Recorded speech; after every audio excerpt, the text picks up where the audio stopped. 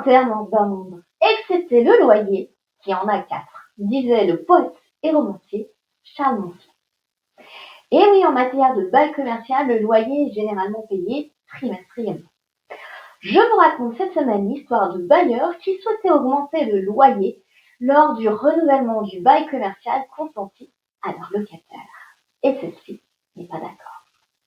En 1979, la famille G donne un bail commercial à Madame B des locaux à usage professionnel pour l'exploitation d'une officine de pharmacie pour une durée classique de 9 ans au loyer annuel de 17 400 francs, soit 2 652 €. Le bail est renouvelé tous les 9 ans. En décembre 2015, Madame B fait une demande de renouvellement du bail. Les bailleurs acceptent, mais sollicitent la fixation du prix du bail à la somme de 15 600 € par an. La locataire refuse cette augmentation extrêmement conséquente et les bailleurs saisissent le juge des loyers de Mont-de-Marsan. Le tribunal les déboute. Qu'à cela ne tienne, il relève appel.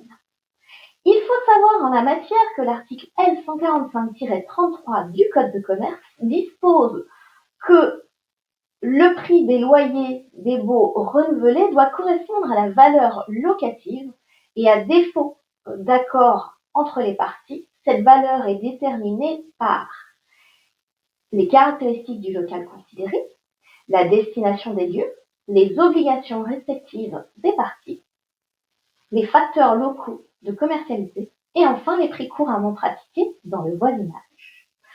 Cependant, l'article suivant, l'article L. 145-34 du Code de commerce, prévoit immédiatement un principe de plafonnement du loyer, limitant l'augmentation du loyer du prix du bail renouvelé à l'évolution de l'indice prévu par le bail, sauf cas dérogatoire tenant à la modification notable des 4 premiers éléments que je viens de citer.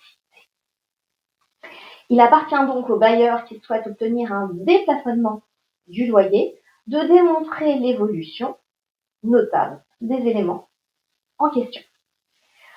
En l'occurrence, le bailleur invoque la création durant le bail précédent d'une obligation nouvelle à la charge du bailleur d'un local situé dans un immeuble en copropriété, à savoir une obligation d'assurance responsabilité civile propriétaire non occupant. Et il indique que s'il avait déjà souscrit cette assurance avant même l'entrée en vigueur de cette loi, le fait de rendre cette assurance obligatoire a fait flamber les prix. Sa prime d'assurance a augmenté de plus de 30%, réduisant de manière drastique sa rentabilité locative. La Cour d'appel retient l'argument et estime qu'il s'agit là d'une modification notable des obligations respectives des parties et fixe le loyer à la somme de 8 200 € par an, au regard de l'évaluation qui a été faite par l'expert judiciaire. Mécontente, la locataire forme un pourvoi en cassation.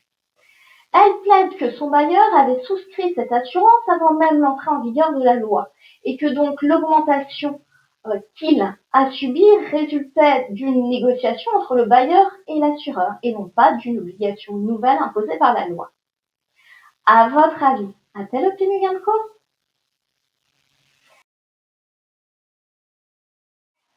La réponse est non. Dans cet arrêt du 23 janvier 2025, la Cour de cassation rejette le pourvoi.